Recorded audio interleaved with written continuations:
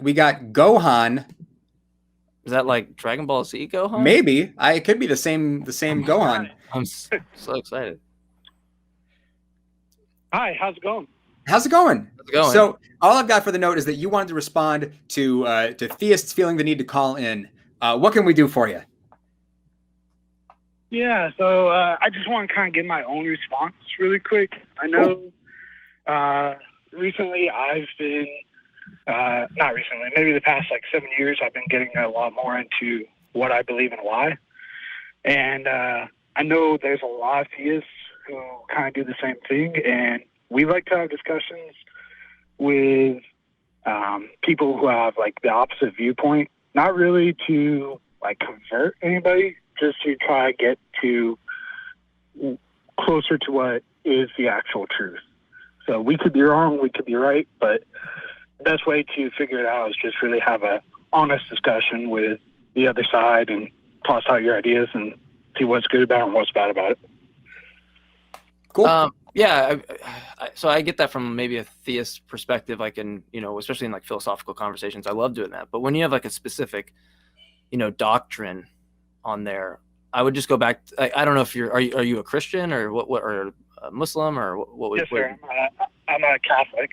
Catholic. Yeah, so I would go back to like Proverbs 3, right? It's like, I mean, for you to even say that to reason, I'm like, well, but it instructs you not to. It instructs you to actually just to listen to the Lord and trust with your heart, not lean on your own understanding. So that's what's confusing to me, is that, to the other caller's point, it almost feels like there's this sense of, and it's okay to be unsure. I would want that to be admitted, but it's like, in virtue of actually going against what that says, seems like you're already questioning it or already on the right path, right? Because if a true Christian, at least I don't want to say true Christian, but if we take it from the scriptures standpoint, why would we ignore that, and then call in to talk heathen if that wasn't important? That's fair, but and that's the thing about scripture, and that's why there's so many different types of Christians, because I know that Jesus said the most important commandment is to love God with all your heart, your mind, and your soul. You can't love him with all your mind if you don't use your mind. So you have to be able to engage. And I know St. Peter said whenever you're defending your faith, you have to give reasons for it. And you can't do that if you don't figure out why you believe. And if you can't back it up, then what are you defending your faith with? So it's interesting. I'm finding myself over here thinking about it, because you're talking about faith and you're talking about defending a faith, and you're talking about bringing a faith and bringing the defense of scriptures to the table to talk to people with opposing viewpoints to figure out what's true. So you've already accepted the scripture as true, and now you're going to talk about whether or not it is. And this seems to me to be putting the cart before the horse a little bit, sort of an inversion of how to do things. Would you agree that the time to accept a set of claims is when that set of claims has been like demonstrated to actually be true?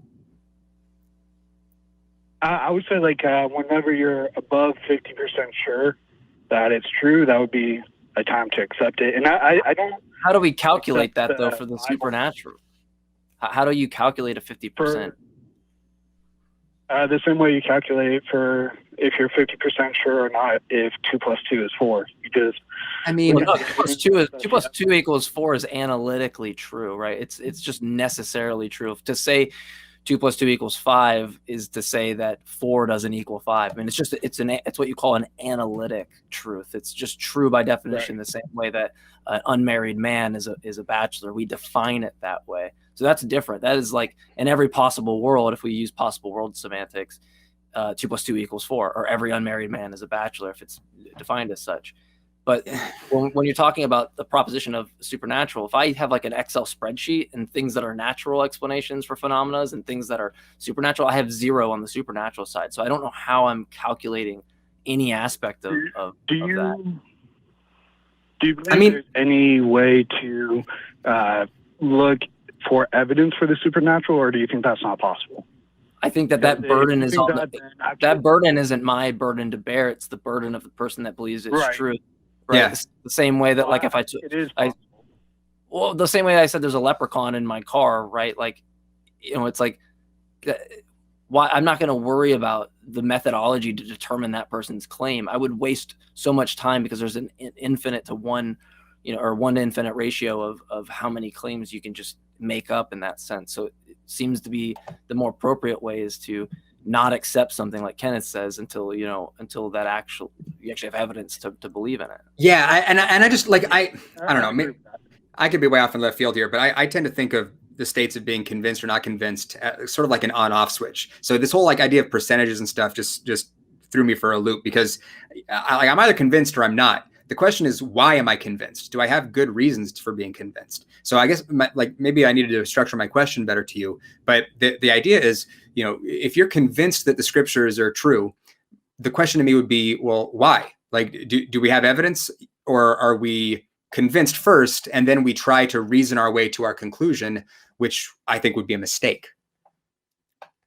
And yeah, I would say, I would probably say I'm more of like 80% convinced, and so there's definitely still room for me to doubt. And I think the best way to assess what I'm convinced on is have the conversation. And I think, sure, if you want to go with, your question was, why am I convinced?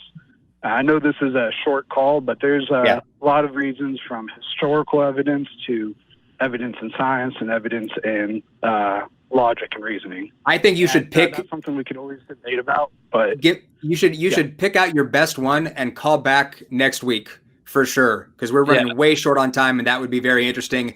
Next week is there's going to be myself hosting with an up and coming atheist YouTuber named Matt Dillahunty. Up and comer. So well, let me before you go, like, once in a while. Yeah, right. I got him started actually on Atheist Experience last week. Yeah, that was generous of you. But so what I wanted to say though, real quick, is like, you mentioned science, and so I'm not sure how that's detectable for the supernatural in any way, but like, the problem I find, and I don't know you, so I don't want to put this towards you, but the problem I find is that when we actually have these conversations, what we end up seeing is that the person on that side wants to sidestep. They want to avoid the rigorous standards that we actually use in science. They want to start from a position and then say that that's true, and then post hoc assess the data afterwards. But you're going to have to, from my perspective at least, you're going to have some aspect, because anything you claim is reflective of your imagination. That, we can fully say that whatever I come up with is reflective of my imagination. But like, what is the methodology that you are going to use to actually get you to it being reflective of the reality we share, not just reflective of the imagination that you have, right? And it always seems, and it seems like you want to take this seriously, and I really appreciate that. But at the end of the day, it's like, do we care about a mechanism to separate the reflection of just merely your imagination versus your reflection of reality, or the reflection of reality? It seems that most people, when pressed, don't want to do that. They want to sidestep those rigorous standards. And I just only mention that to say, I hope that if you don't do that, I think you'll find success in going, you know what, I don't have good reasons for these beliefs.